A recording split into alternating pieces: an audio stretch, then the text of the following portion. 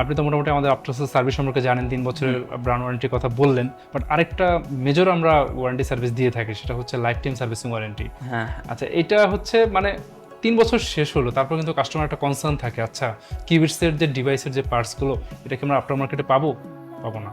তো এটা একটা কনসার্ন থাকে, তাহলে আমাকে এই সাপোর্টগুলো কে দিবে? ঠিক এই কারণে কিন্তু আমরা লাইফ টাইম সার্ভিসিং ওয়ারেন্টি দিচ্ছি। মানে আপনার 3 বছর শেষ, ডিভাইস তো হচ্ছে যে আপনার রানিং রাখা লাগবে, যদি কোনো ইস্যু হয় তখন আপনি কোথায় যাবেন, সেজন্য কিন্তু আমরা আছি।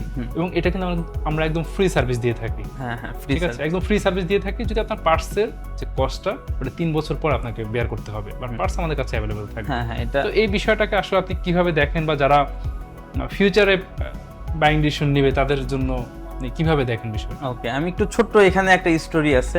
আমার ভাগিনা sure, নাম হ্যাঁ। হচ্ছে আহমদ, আমার ছোট বোনের ছেলে।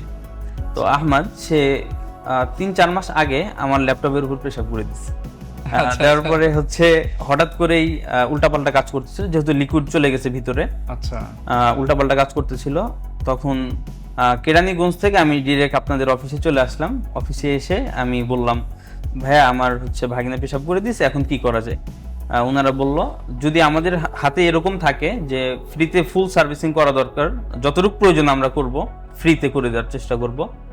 তো তারা যথেষ্ট পরিমাণ হেল্প করেছে, এবং ওইখানে কিবোর্ডটা নষ্ট হয়ে গেছিল, ওইটার টাকা জাস্ট আমি পে করছি, যেহেতু আপনাদের ফিজিক্যাল ড্যামেজ। হ্যাঁ ফিজিক্যাল ড্যামেজ ছিল।